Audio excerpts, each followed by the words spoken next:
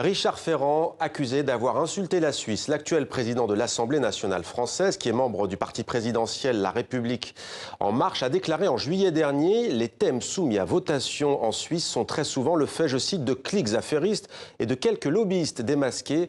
Ces propos ressurgissent aujourd'hui, 5 mois après les faits, alors que les Gilets jaunes plébiscitent le modèle démocratique helvétique. Ils réclament, vous le savez, l'instauration d'un référendum d'initiative citoyenne. On va prendre la direction de Genève, où nous attend notre correspondant Michel Cerutti. Bonsoir Michel. Des mots qui font beaucoup réagir en Suisse. Bonsoir Mohamed. Effectivement, depuis quelques jours, ces propos et cette attitude, pour le moins désobligeante, voire franchement méprisante, dans tous les cas, en tout cas inacceptable, résonnent particulièrement. Pour mémoire, c'est en juillet dernier que Richard Ferrand, alors qu'il était président du groupe parlementaire La République En Marche, avait tenu les propos que vous avez cités tout à l'heure. Il est devenu président de l'Assemblée nationale un petit peu plus tard.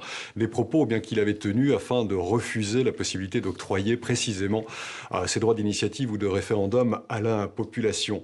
Des propos qui témoignent évidemment d'une méconnaissance assez crasse de la vie politique en Suisse, mais jusque-là, j'ai envie de vous dire, ça ne dépasse guère la simple cuistrerie. Là où ça devient véritablement intéressant, c'est que le Conseil d'État genevois Guillaume Baratzon est tombé sur ces propos il y a quelques jours, beaucoup plus tard, évidemment, par rapport au mois de juillet, et s'en est offusqué, les a vertement condamnés en s'attaquant directement à Richard Ferrand. Richard Ferrand, à ce moment-là, toujours sur les réseaux sociaux, a décidé d'y répondre en disant qu'il n'avait jamais tenu ces propos, qu'il ne les avait même jamais pensés, et qu'il enjoignait Guillaume Baratzon, à ce moment-là, à ne pas disséminer des fake news, à ne pas éviter de les propager, pour le moins. Ni une ni deux, le Conseil d'État genevois, de son côté, a alors décidé de publier les extraits où l'on l'entend et où l'on voit précisément Richard Ferrand tenir les propos que vous avez cités tout à l'heure.